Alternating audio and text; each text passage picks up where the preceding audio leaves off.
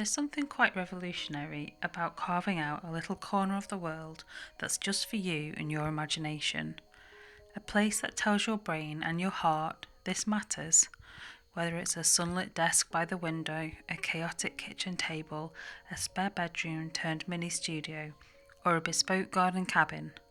Sitting in a space that is specifically for your creativity, even if it's humble and improvised, sends a signal to your brain that says now it's time to create. You sit, you light a candle, play your favourite music, open a sketchbook. It doesn't have to be perfect, it just has to be yours.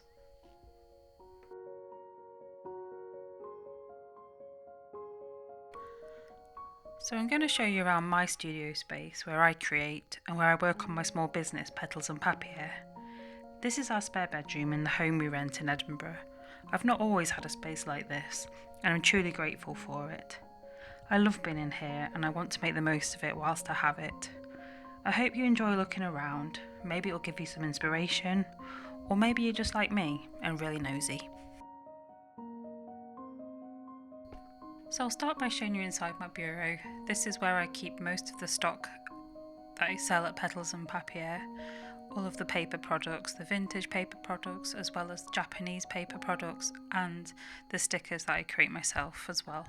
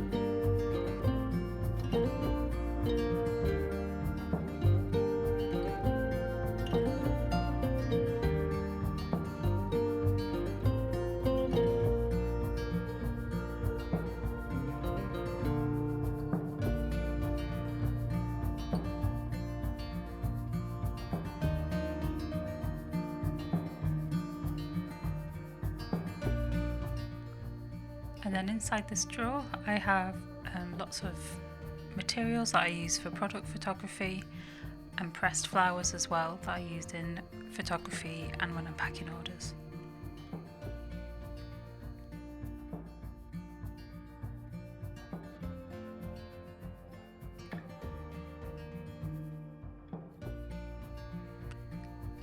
In this drawer I've got lots of string and twine that I use to package orders, and then I have all my essential oils and incense that I like to burn in the studio.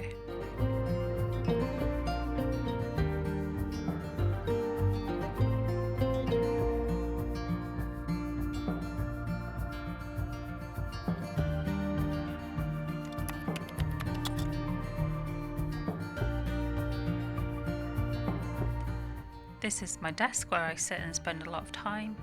It's IKEA Alex drawers and a big cork worktop on top, which I love, and a really comfy chair. I'll try and link some of these things below.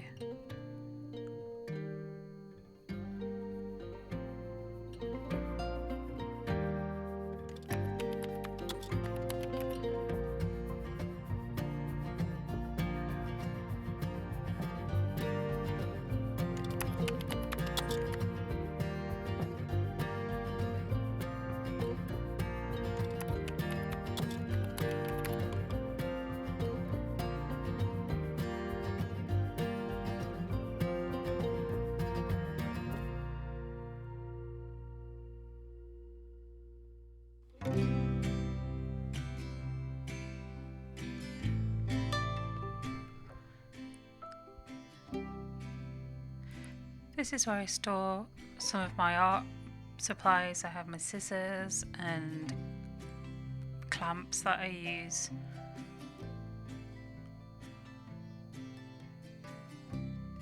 As well as some Caran d'Ache pastels and Tombow markers.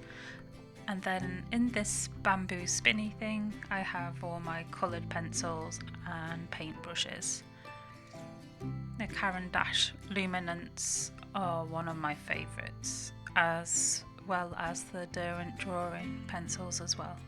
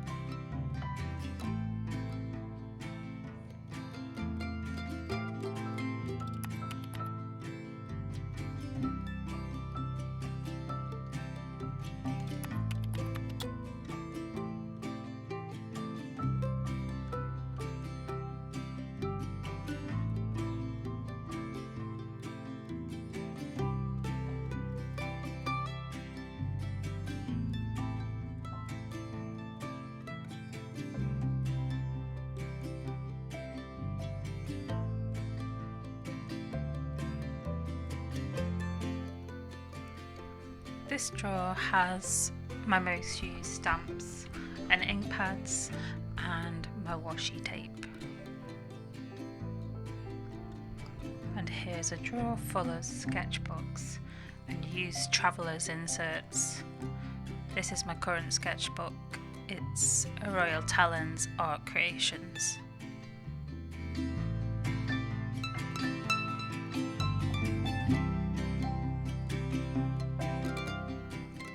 Here are some of my favourite art supplies. I've got a palette which needs washing, gouache and acrylic gouache.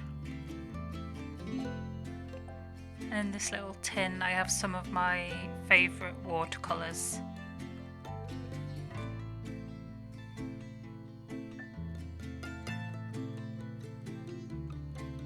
This is a Japanese paint set. It's one of the Gansai Tambi, I think that's how you pronounce it.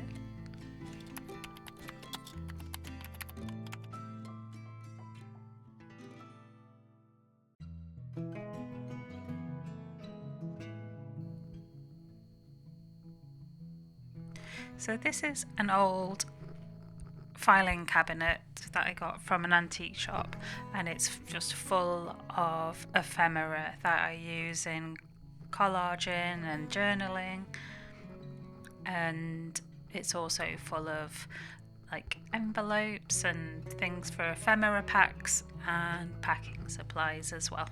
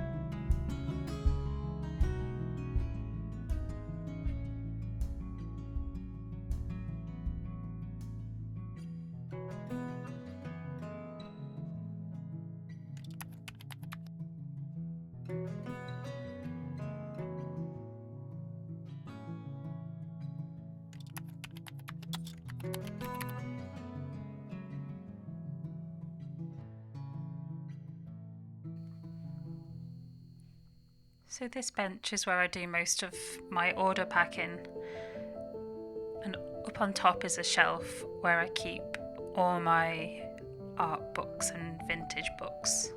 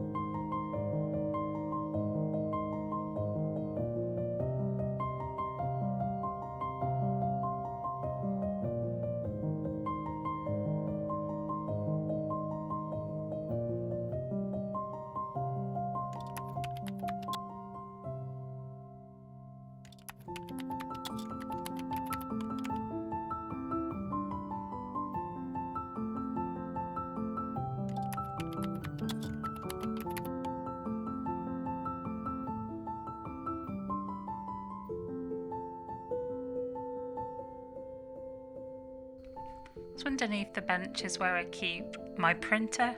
I have an Epson Eco Tank, which I recommend, and also a silhouette portrait cutting machine, which I use to make my stickers.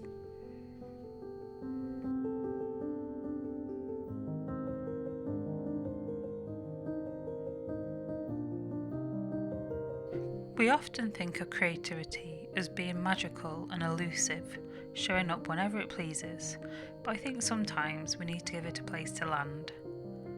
Too often, our creativity gets crammed into leftover time and leftover spaces, but when we make space for it, literally, we're telling ourselves it's worthy of our time and focus, that your passions and dreams are important.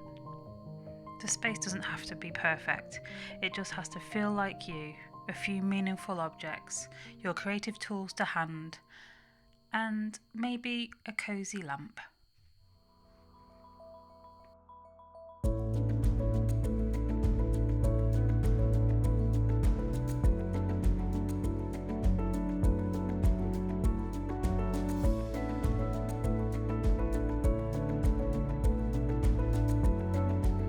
So if you've been waiting for permission to claim your little creative corner, take this as a sign.